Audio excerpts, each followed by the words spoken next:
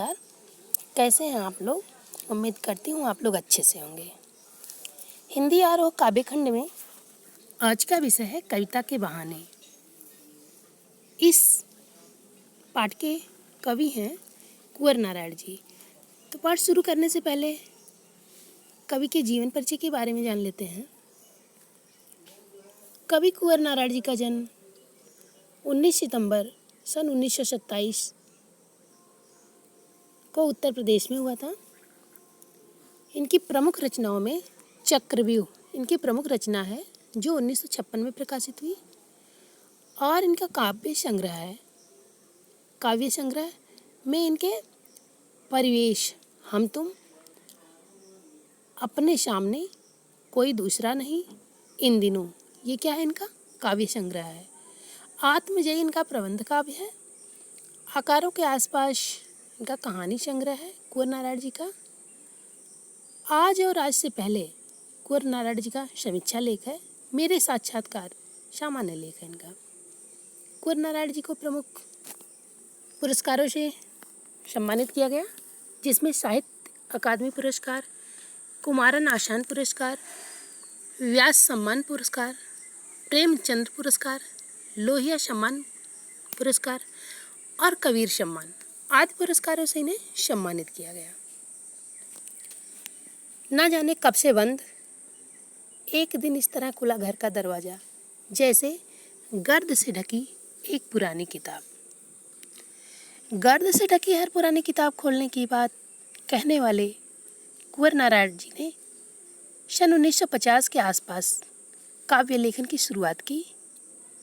उन्होंने कविता के अलावा चिंतनपरक लेख, कहानियाँ और सिनेमा तथा अन्य कलाओं पर भी समीक्षाएं लिखी, किंतु कविता की विधा को उनके सृजन कर्म में हमेशा प्राथमिकता प्राप्त रही। नई कविता के दौर में जब प्रबंध काव्य का स्थान प्रबंधत्व की दावेदार लंबी कविताएं लेने लगीं, तब उस समय कुंवर नारायण जी ने आत्मजयी जैसा प्रबंध काव्य रचकर भरपूर प्रतिष्ठा प्राप्त की। भाषा और विषय की विविधता उनकी कविताओं के विशेष गुण माने जाते हैं। कुंवर नारायण जी पूरी तरह नागर संवेदना के कवि हैं। यहाँ आपके पाठ्यक्रम में यहाँ पर कुंवर नारायण जी की 2 कविताएं ली गई हैं। पहली कविता है कविता के बहाने, जो इनके काव्य संग्रह इन दिनों से संकलित है। आज का समय कविता के वजूद को लेकर आशंकित है। शक है कि यांत्रिकता के दबाव से कविता का अस्तित्व नहीं रहेगा। ऐसे में यह कविता की अपार संभावनाओं को टटोलने का एक अवसर देती है। कविता के बहाने यह एक यात्रा है जो चिड़िया फूल से लेकर बच्चे तक की है। एक ओर प्रकृति है, दूसरी ओर भविष्य की ओर कदम बढ़ाता बच्चा है। कहने का तात्पर्य यह है कि कहने की आवश्यकता नहीं है कि चिड़िया की उड़ान की सीमा है, फूल के खिलने के साथ उसकी परिणति निश्चित है, लेकिन बच्चे के सपने असीम हैं। बच्चों के खेल में किसी प्रकार की सीमा का कोई स्थान नहीं होता है। कविता भी शब्दों का खेल है और शब्दों के इस खेल में जड़, चेतन, अतीत, वर्तमान और भविष्य सभी उपकरण मात्र हैं। इसलिए जहाँ कहीं रचनात्मक ऊर्जा होगी, वहाँ सीमाओं के बंधन खुद ब खुद टूट जाते हैं। वो चाहे घर की सीमा हो या भाषा की सीमा हो या फिर समय की ही सीमा क्यों ना हो। ठीक है, तो आइए कविता शुरू करते हैं। कविता के बहाने। कविता के बहाने। कविता एक उड़ान है चिड़िया के बहाने। कविता की उड़ान भला चिड़िया क्या जाने। बाहर भीतर, इस घर उस घर, कविता के पंख लगा उड़ने के माने, चिड़िया क्या जाने। यहाँ आपको व्याख्या करते समय संदर्भ, प्रसंग और व्याख्या, ठीक है, करना होता है। तो पहले आप लोग संदर्भ में लिखेंगे कि यह प्रस्तुत पद्यांश हमारी हिंदी की पाठ्य पुस्तक आरोह भाग 2 के अंतर्गत कुंवर नारायण जी द्वारा लिखित कविता के बहाने नामक कविता से संकलित है। और प्रसंग में आप लोग लिखेंगे कि इस पद्यांश में कवि ने चिड़िया की उड़ान के दृष्टांत के माध्यम से कविता की भावाभिव्यक्ति की असीम उड़ान का वर्णन किया है। तो आइए इसकी व्याख्या शुरू करते हैं। व्याख्या में होगा कि कविता एक उड़ान है चिड़िया के बहाने। कवि कहते हैं कविता क्या है? कविता एक उड़ान है।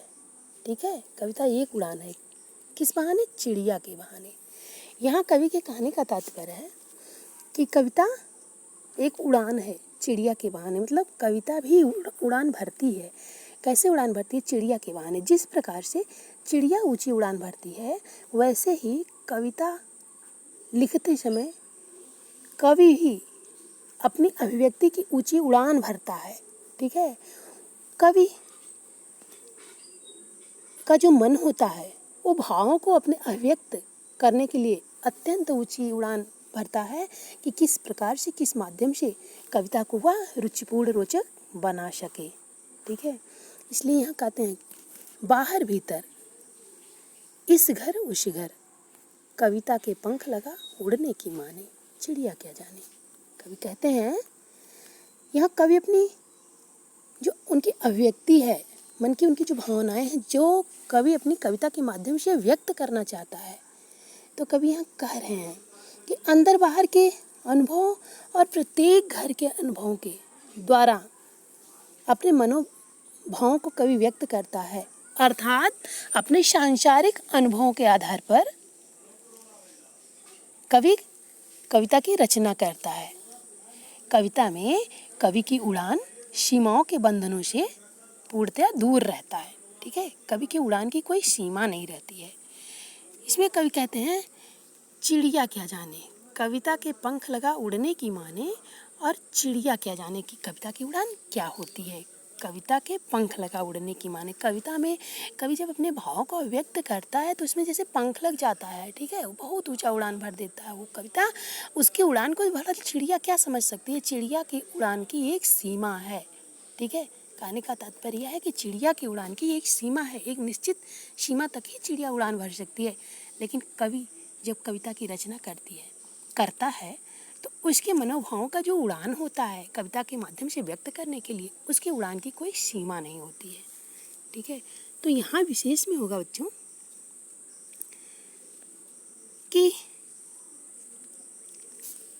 कवि ने उड़ान को, एक कविता की उड़ान को सभी प्रकार के बंधनों से मुक्त बताया है इस कविता में। और कविता के पंख लगा, कविता के पंख लगा, देखिए उड़ने की माने, तो इसमें कविता के पंख लगा में क्या है? रूपक अलंकार का सुंदर प्रयोग हुआ है। ठीक है, और चिड़िया क्या जाने, क्या जाने में क्या है? प्रश्न अलंकार का प्रयोग हुआ है। ठीक है, यहाँ कविता की भाषा जो है सरल है तथा इसकी भाषा भावानुकूल है, भावों के अनुकूल है। ठीक है, कविता की जो भाषा है वो भाव के अनुकूल है। अब आइए आगे देखते हैं। कविता एक खिलना है फूलों के बहाने। कविता का खिलना भला फूल क्या जाने।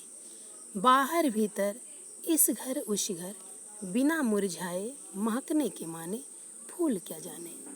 कविता एक खिलना है।